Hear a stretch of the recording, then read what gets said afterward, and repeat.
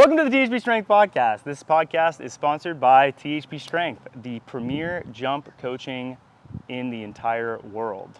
THPStrength is the single best option for you if you're looking to jump higher, get healthier, and get more explosive. If you're not a bitch, sign up at THPStrength.com. If you don't like the training, is hard. If you don't like the train, don't sign up. If you don't like to work hard and you want to pill, just don't even waste your time, okay? Because you're gonna have to train. Unfortunately, that's the only way you're gonna be able to get better. Yeah, it's a really sad reality that you have to work hard if you want to achieve your goals, to achieve anything in life. Yeah, it's truly unfortunate for a lot of people that sign up and realize, oh shit, I actually have to do the workouts.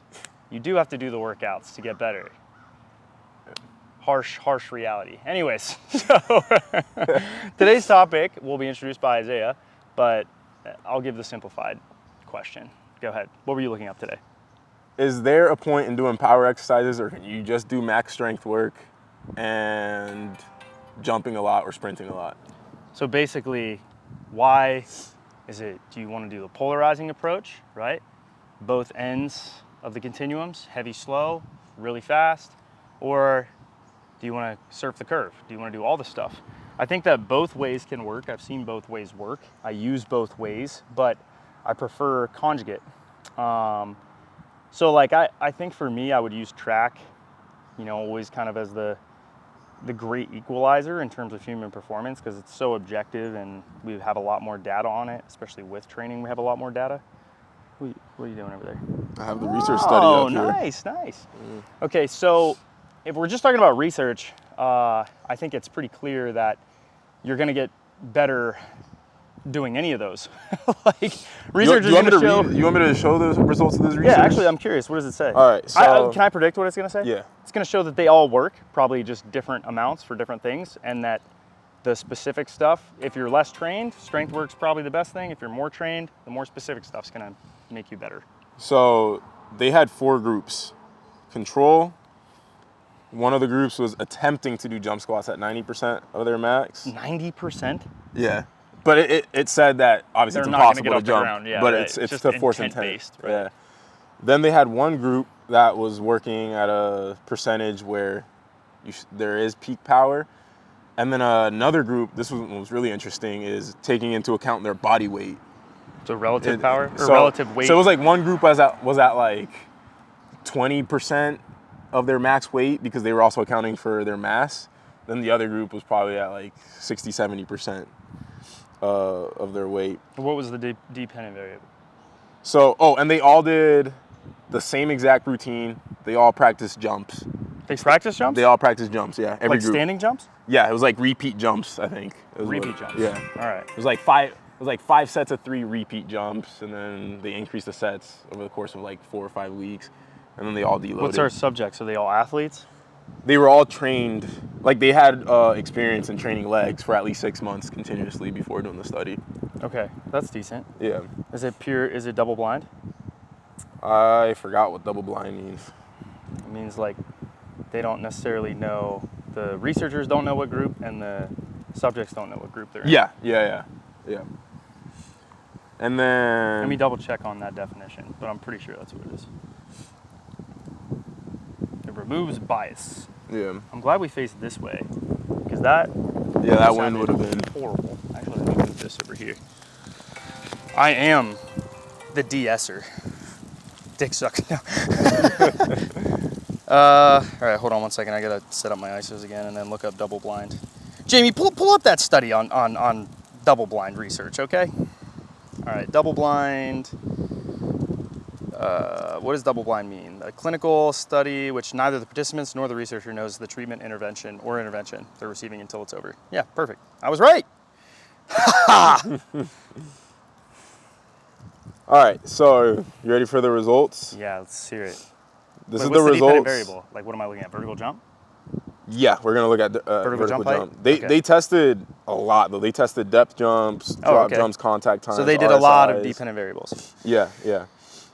But their workouts were the exact same. It was just different percentages of squat jump. How many days a week? Height. And they also all did, I think, 3 sets of 6 squatting. Interesting. At a percentage of their max. So they all jumped. they all had the same max strength stimulus. It's just one group had a absolute strength stimulus, working at 90% of their squat max. Okay. And the other guys did power You work. ready for this? It's gonna be specific to what they did. So guys that did the lighter, faster stuff are gonna get better at the lighter, faster tests. So we're looking purely at standing vertical jump. What do you think were the results in the? I think they all got better. They're probably all significantly different.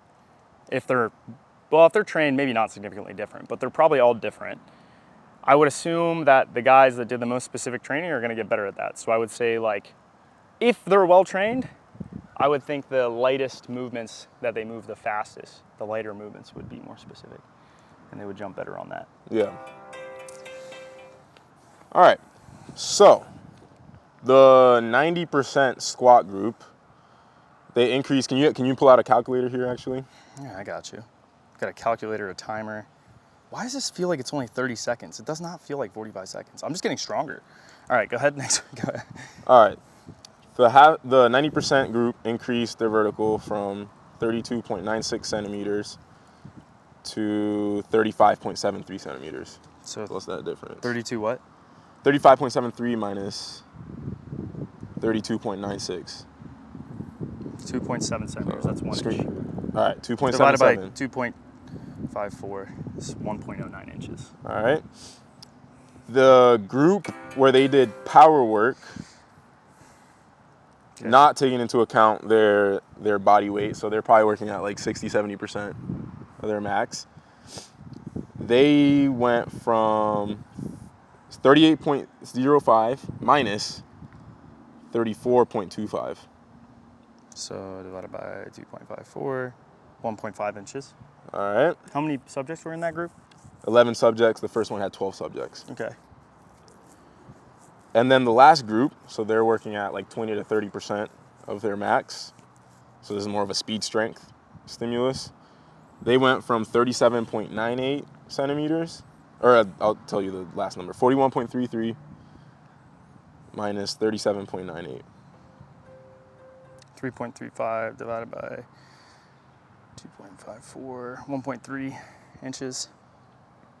There you go. And then the control, What did they do? they improved by, What did they I'm do? actually not sure what the control group did, but they improved by 0.18 centimeters.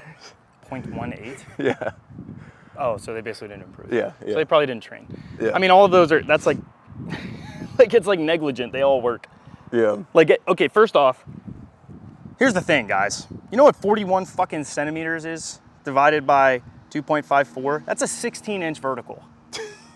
So this is like, bro, I could fucking have them. And this is where we're gonna go into why I don't like caffeine. research. I could have them drink coffee, and they're probably gonna get better. Yeah. They're probably gonna test 1.5 inches higher, right? Whether they drank coffee or not is probably more of an indicator. Or the setting. I mean, yeah, it's something. I mean, I guess that's good, and it's probably on a force plate, so it's probably more reliable, right? Yeah.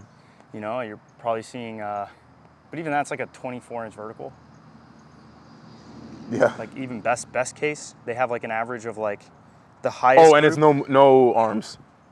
Oh, they tested. Okay. Probably 4. They probably have 20-inch squat jump verticals or pause squat jump verticals. So they're probably like mid-20s, mid to high 20s, Yeah. depending on their skill level. You might see one guy at 30, maybe. Yeah. Pretty bad, not good.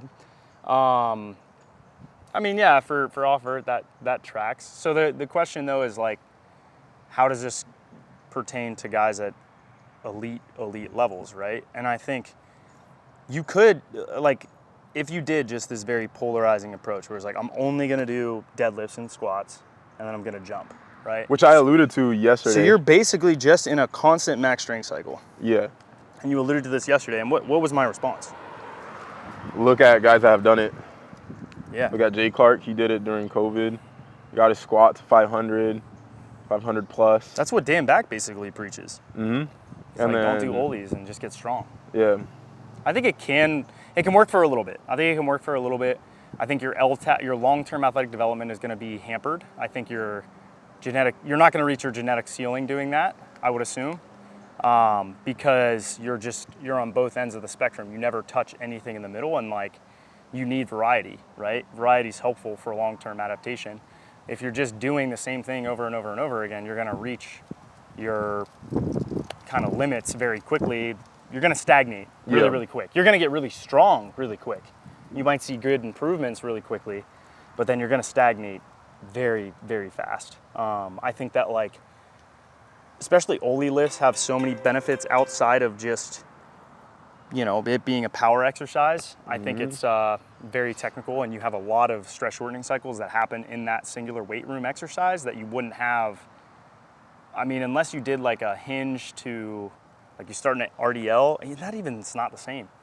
I mean, it's just so complex, that movement as a whole. It's also really so tough to like.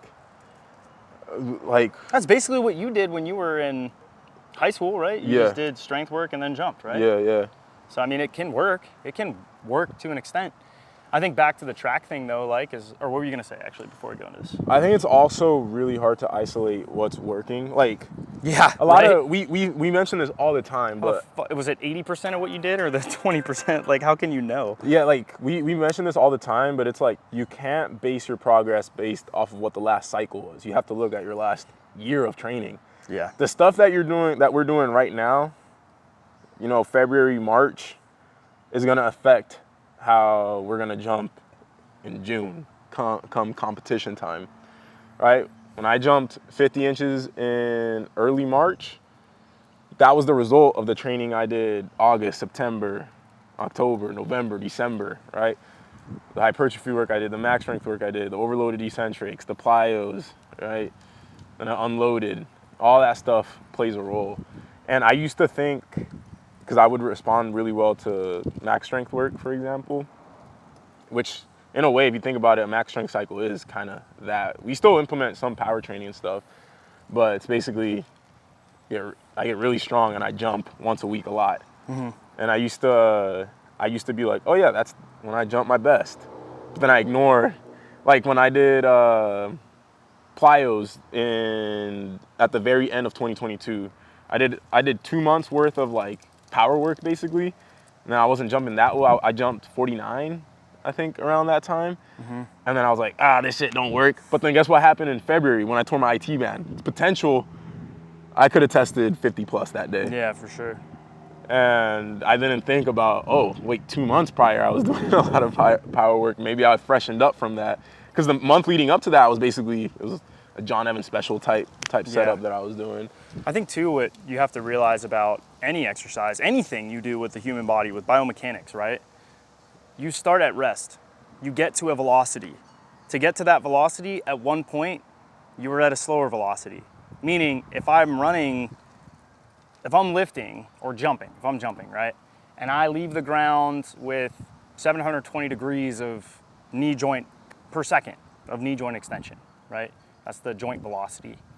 At one point, you were going 0 degrees. You didn't just instantaneously teleport to 720 degrees per second. Like, you had to accelerate there, right? Which means you covered each velocity all the way up to 720 degrees per second. So it's like, doesn't matter what you're doing, at some point you were at rest when you're doing a change of momentum, when you're doing an acceleration, when you're changing velocity.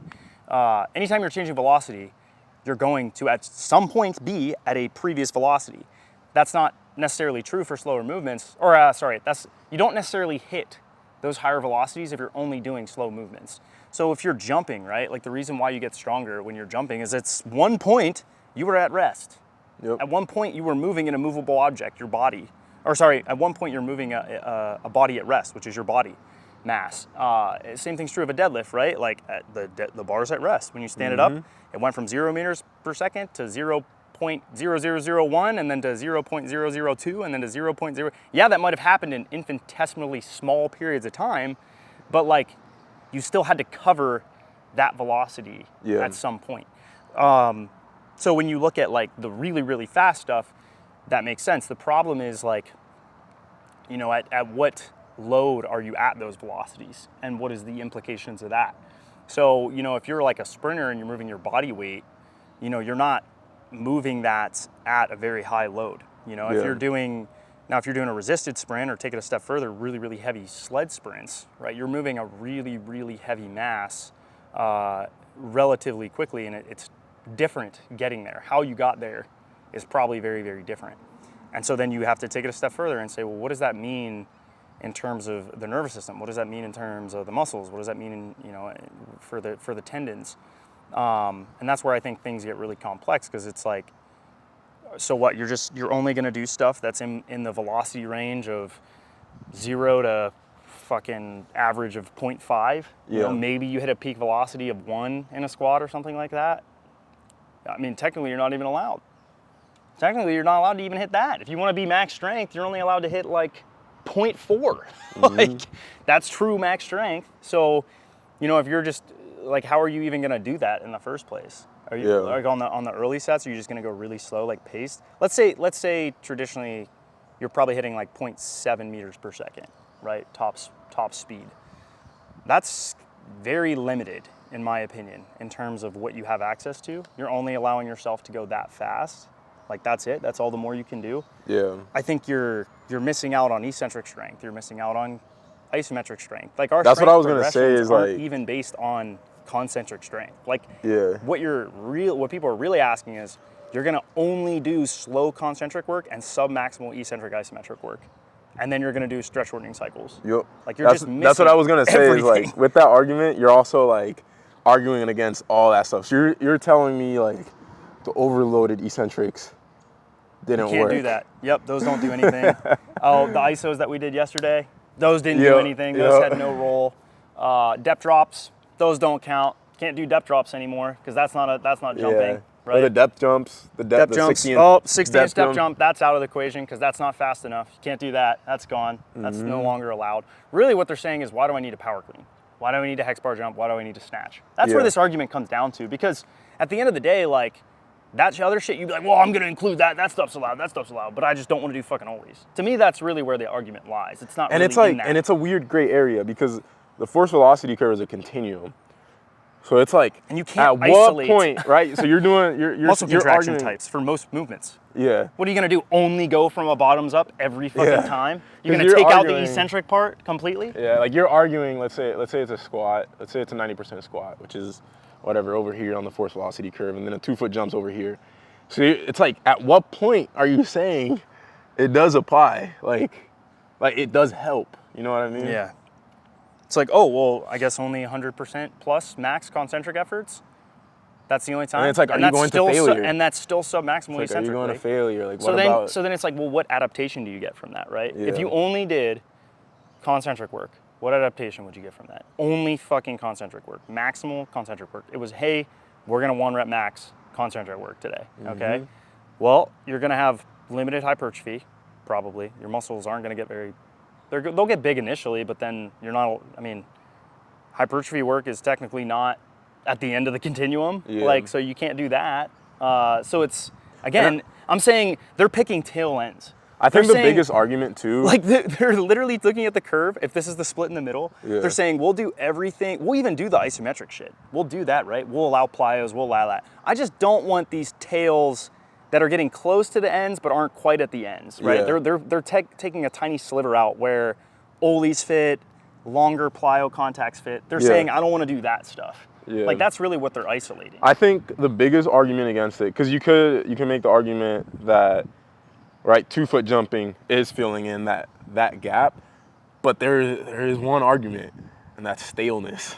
Oh yeah, you're gonna get monotony, training monotony. Yep, you're gonna accommodate, you're gonna stop progressing, point of diminishing returns. And then what do you do? Even if there is an argument, let's say there is an argument for it and it does work, it's only gonna work for a little bit. At some point, you're gonna have to break through. Yeah. And the question shouldn't be what's like.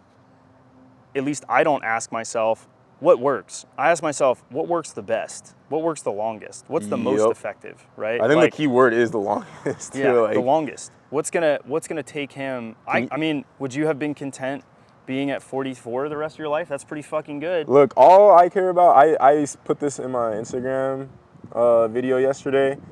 The goal was always to jump higher. Like, I'm not training to like reach a certain vertical and then I like stop and then whatever, I maintain or jump moderately high for the rest of my life. Like, I'm trying to see if I can keep improving and for how long. Like, can I be 35, 36-year-old and then PR my vertical? I would love like, that. Still, like, that's... Can you imagine if, like, every year or two was, like, ½ inch to an inch? Yeah. Like Shit, let's say even every 2 years. Even Let's if it's say every 5. 2 years. Even if it's 5. Let's say I'm stuck at 50.5. An inch every 5 years. I'm cool. Yeah. I will train, and I will train my balls off. At 45, you're jumping 53 inches. Yeah. What? That'd be crazy. Yeah, like I'm cool with that. Like I'm that's what I'm training for, and I don't think doing max strength work dude, and jumping. Again, you look at track, I think is like a continuum for this. Yeah. Okay, so let me get this straight. You go through each of those events. You're a sprinter. Fuck, you might as well just sprint. There's some guys that just do that. There's some guys that just fucking lift heavy and sprint. There's some guys that do that. There's some guys that do conjugate. And each of them have the reasons for why they're doing what they're doing. And people have gotten fast doing all 3 of those methods. Like, you look at Carl Lewis, pretty much didn't touch a fucking weight. Just sprinted, right? Usain Bolt did kind of everything. He lifted, not well, sprinted a shit ton. Yeah, he's the fastest guy in the world. He's also 6'5", whatever else. You look at Asafa Powell. Mm-hmm. He does cleans. He lifts heavy, like stuff like that. You look at Ben Johnson. Ben Johnson basically just lifted a fuck ton of weight. I don't even know if he really cleaned. He did vertical integration, so he did some. But like Ben Johnson was a freak of nature. And if your argument is drugs, a lot of sprinters are on drugs. I also don't think you can make an argument. Genetics plays such a huge role that you can't make You can't make an argument like, this guy's faster, so his training was the best. The question is, what could he have changed? How much faster could he have been? Exactly. Like, if you trained smart. Take T-Dub. Yeah, exactly. You could take T-Dub, because he's one of the few guys that I would say, all right, Porter Mayberry, even better example. Right. Porter Mayberry, one of the only guys that I've seen consistently. I used to time all his jumps, consistently would get 1 second flight times. One of the few guys that I think legit had a 50-inch vertical if he would have tested on a Vertec. Guess what he was doing, what his training is. You can Google this. What did he do? He jogged every day. Jogged every day and jumped. So, all right, he's top 5 highest jumpers of all time. Go jog every day. Go jog every day and let me know. Let me know how your vertical. Let me know what happens to your vertical. Yeah, and then another example would be. We should do that with you. We'll have you jog every day. We'll have you jog every day and then jump. No, T-Dub is another example. Yeah, what did he? Another guy that probably would have tested 50. What did he? All right, go drink a 6-pack of beer every day and smoke cigarettes, and then go have a dunk session. Or hoop. Or play basketball. Yeah. Let me know how your play basketball 7 days a week, and then like try to dunk in games as much as you can. I think the best thing would be like, ask yourself, what if you did their methods? Yeah. How much fucking worse you would get. Like, and that's why I if I did that, how much worse I would get. Yeah. They're injured. That's why I mean, we do have a crazy bias for THP, but we're the only guys that have consistently made elite guys better. And then using me as a case study, I'm the only guy that has consistently jumped higher and higher. And broken the world record. Yeah. You have the fucking It's like not only record. am I jumping higher than everybody, I'm also improving it. Like go and try to find I can't wait till you get to 51. When you get to 51, we're gonna look back at this and be like, fuck you guys, fuck you guys. We did all the power work, and to me, Mike always used to say this, he's like, leave no stones unturned. Yeah. Why are you gonna leave those stones unturned? There's potential gains under that stone. Because you're still gonna get stronger. You don't want it. That's the thing is we're still touching on that side, on the fore side of the curve. We're not doing that stuff. So we're still gonna get stronger, and then we're still gonna be jumping. We're just not leaving that stone of power work unturned. Yeah. It's like I'm okay with the lower genetic potential, or I'm okay, potentially, yeah, actually, you might lower your genetic potential by not doing it because you never touched it, so you'll never know what your ceiling is. Yeah. Like, I'm okay not doing that because I'm just okay being average. Go ahead, be okay being average. Why are you even watching this? Because this is not for people who are okay being average. This is for people who want to absolutely push the limits of human capacity. We want athletes to be freakier than they've ever been. We want to be stronger than they've ever been, look freakier than they've ever looked. We want guys to walk out of our training looking like fucking DK Metcalf. Just being an absolute unit, which is kind of happening to Isaiah at this point. It's kind of fun to watch. Like that's the goal, but we want them to be capable athletes too. We want them to be not just like when I see a lot of these general strength and conditioning programs, it's boring as shit. I'm like, so you're kind of like good at everything, but you're not really great at anything. Yeah. Like you're not perfect at ollies, you're not perfect at sprinting, you don't have the highest vertical. Like to me, that's why I love dunking, and that's why I love what we do, is it's like we are trying to make you as freaky as possible in all avenues, but then on top of that, we're gonna make you an outlier in this specific one, right? Yep. Not only are you gonna be better at everything, but you're also gonna be even more of an outlier in this far thing that's like, you know, probably the biggest crowd-pleasing athletic movement you can do, which is fucking propelling yourself. What's funny, 50.5 inches into the air in his case. Is if you want to be an outlier and while doing our training at some other thing, is just do that thing more. Yeah, true. Like I could go out, stop dunking, and then just start sprinting with our training. Yeah. And just start sprinting. Because I was like Kimmy. What Chad Kingy actually asked today. He said, "Oh, how would you train like a 1 foot? Like if someone goes to your training and you know there might be different tendon stiffnesses. Like how would you train someone differently?" And then I told him, I was like, generally it's gonna be like everybody's gonna benefit from surfing the entire force velocity curve. It's just that some athletes are gonna jump higher with different cycles because they're more specific to them. You need to know when to put those. And then also by practicing your specific jump style or whatever athletic movement you're doing, now you're checking that box of specificity in that, and you're gonna improve at that specific thing. So like for me, for example, plyo serve is more general work. Somebody else. We think. Yeah, we think. Now we're starting to think that it might be more specific. For somebody else, they might respond differently to plyos, and it's either more specific or more general, but you will benefit from, if you're trying to increase your explosive strength, surf the whole force velocity curve and practice your sport or movement that you're trying to improve at. I always use crop cycling as an example. Yeah. If you only wanted to make corn, you wanted as much corn as possible, just go plant corn in your field all the time. All the time, just only plant corn. And you know what's gonna happen? That shit's gonna probably die, or it's gonna produce shitty corn, or eventually, maybe initially you get a lot of corn, but then once your soil's just absolutely ripped of everything, and this illustration, or I guess analogy in this case to jumping, okay, once you're stripped of all of the biological adaptation you've gotten from just jumping, only jumping, right? Accommodation. What are you gonna do? What are you gonna do then, right? You're at the end of the continuum. Your body has no further reserves for muscle adaptation, has no further reserves for tendon adaptation, has no further reserves for neural adaptations, because there's no overload. There's no fucking progressive overload. So what are you gonna do, right? Once your soil's stripped of all its potential, you're donezo, okay? Mm-hmm. And I think like to do that other stuff, even if it seems relatively non-specific, it still has a purpose, right? It's replenishing the field, right? You're planting another crop so that you can benefit when you do get your corn back. You get the best fucking corn of all time. That's why you need training to be cyclic. That's why you have to have progression. That's why you have to have variety and individuality, and all these other training laws have to be applied. And I think it's like always comes back to that, but a lot of people don't know how to do it better than anyone else. Yeah. And it's like cooking too. Everyone uses salt, everyone uses pepper, everyone uses meat or vegetables, but how you put them together, and the thing is, makes a masterpiece. You can make an argument, so like, there's like a continuum of like, I guess like how you overload and stuff, because you could go starting strength method, 3x5 every workout, and then try to add 20 pounds each workout. Eventually you're gonna reach diminishing returns. Then you could vary the overload, right, with intensities and volumes, but then even then, that has a point of diminishing returns. Like you could back squat as your only workout and, you know, vary the volume, go high volume to high intensity. But at some point, you have to play around with pauses, overloading the eccentrics. And then at some point, you have to change the exercise complex that you're using. Like, it's another one too, is like, so what? We're just gonna ignore fast eccentrics in the weight room? Not allowed to fucking do them anymore.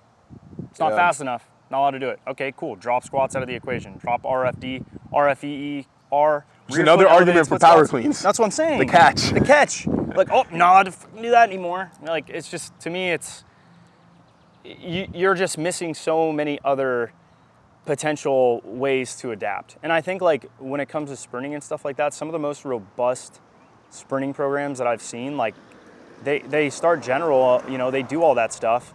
Later in their progression, maybe they do a little less power cleaning, or they do a little less power snatch, or they do it for a shorter period of time earlier in the season. They don't not do it, but they don't do it as frequently, or they don't do it as close to competition. And every athlete's gonna be different.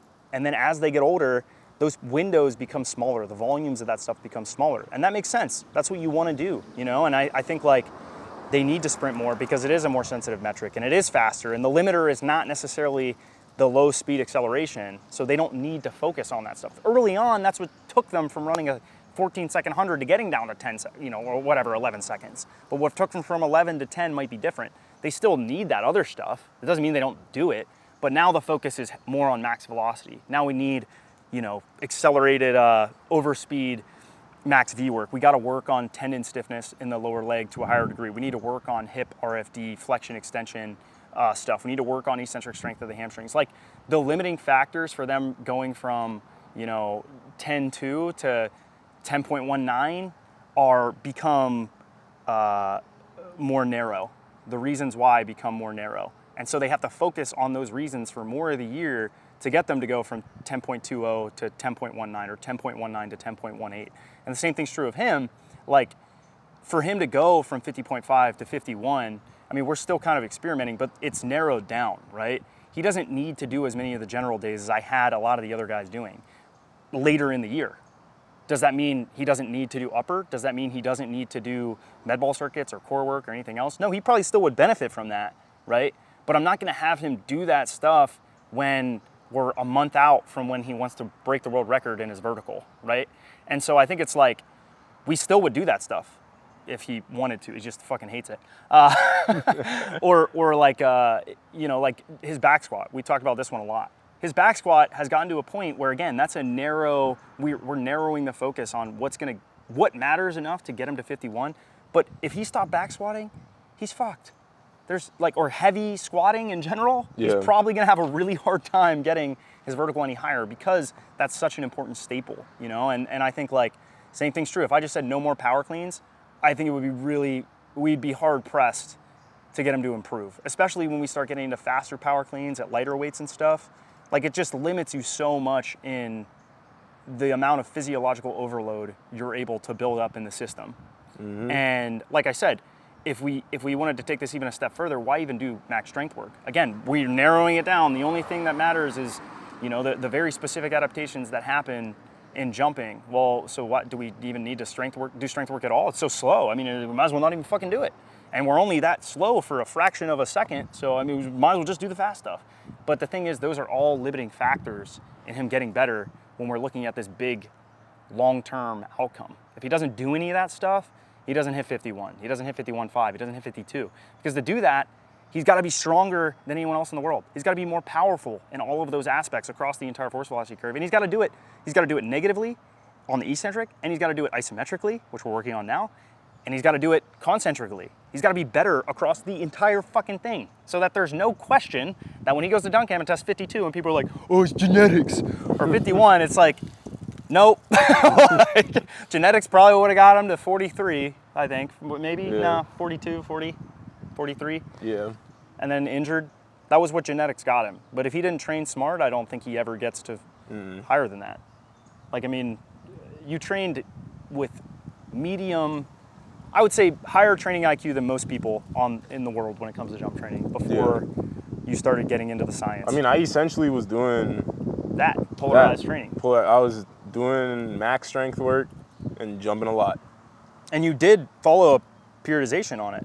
It wasn't great periodization, but you still had periodized plan for at least a period of time. So I think it's like, I mean, what if you keep doing that? You know what happens? You just get hurt. Or you stop improving. Yeah, I mean, that is what or happens. Both. How long were you stagnated at that point? Plateau? I mean, either I injured hit, or your vertical didn't I go hit up. a max probably of 44 inches on my vertical. That was probably the highest I had ever got to. What year was that? 2016. And then... So you stagnated for 2.5 years. And then I stagnated literally between like 40 and 44. I was just up and down between in that range, and then getting hurt, getting a little bit healthier, getting hurt for literally two years. And then we started training. Then got healthy, started training. Yep. And in 2 years went from 40, 44 at dunk camp to 48. Did you test 44 at dunk camp? Or was it 43.5? It might have been 11.8, whatever that is. Is that what you touched? Oh, it might have been 43.5. Or it might have been 11.9 and a half. It might have been like 44.5 that I tested.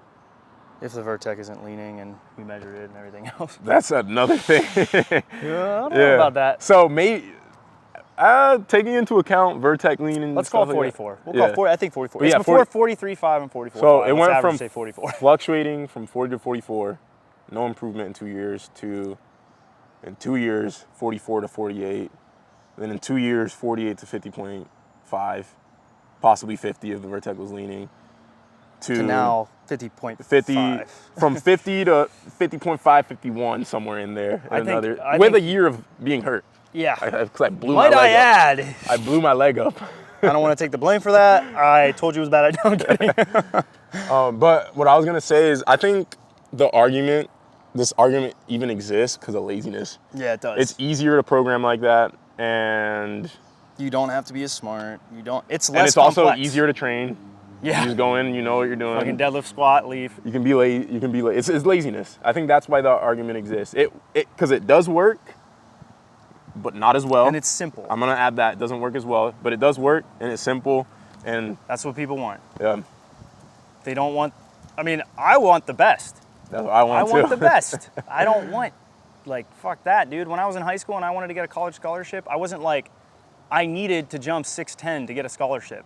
So good wasn't good enough. I was only jumping 6 foot, and I was stagnating. And I was like, I need the next thing to take me to that next level to jump higher. And then I went from 6 foot to 6'4", I didn't jump my senior year, but like, even applying all those principles, like if I had gone from 6'4", I needed to go to 6'4", even 6'5" is a better chance of me getting a better college scholarship, in high jump in that case. So like, for me, I needed that. I needed the very complex stuff and the best option. I didn't need good. I needed the best. Good got me good. It didn't get me great. It didn't get me the best.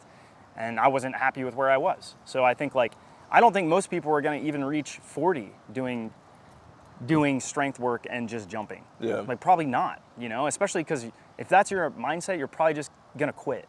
You're probably just going to quit. Honestly. You have to have a mindset of, like, look at Nathan George.